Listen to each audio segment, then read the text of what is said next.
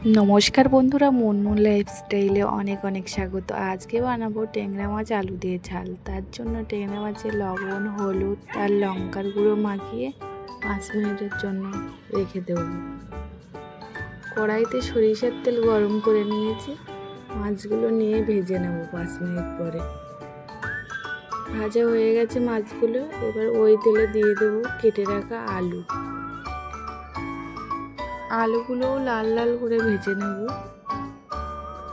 আলুগুলো লাল লাল ভাজা হয়ে গেছে, তুলে নিয়েছি। ওই তেলে দিয়ে দেবো কালো জিরে, তেজপাতা আর কুচিয়ে রাখা পেঁয়াজ। পেঁয়াজটা একটু নেড়ে চেড়ে দিয়ে দেবো রসুন কুচি। রসুন আর পেঁয়াজ একসাথে কিছুক্ষণ থাকার পর দিয়ে দেবো টমেটো কুচি।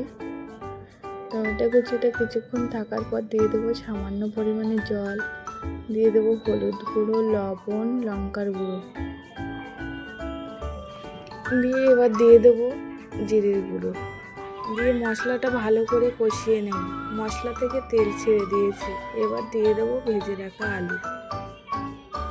ভেজে রাখা আলু দিয়ে কিছুক্ষণ কষাই করে নেব, নিয়ে এবার দিয়ে দেবো জল। পরিমাণ মতন জল দিয়ে দিয়েছি, এবার 5 মিনিটের জন্য ঢাকা দিয়ে রেখে দেবো। ঢাকনাটা তুলে দিয়েছি, ঝোলটা ফুটেছে। এবার দিয়ে দেবো ভেজে রাখা মাছগুলো। ভেজে রাখা মাছগুলো দিয়ে দিয়েছি। এবার নিয়ে নেব গোটা জিরে আর গরম মশলা আর মরিচ নিয়ে শিল নোড়ায় বেটে নিয়েছি।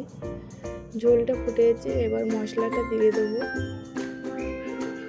মশলাটা দিয়ে আবার 2-3 মিনিটের জন্য ঢেকে রেখে দেবো। তরকারি কমপ্লিট। কেমন হয়েছে ভিডিওটা জানাবেন, ভালো লাগলে লাইক কমেন্ট করে দেবে।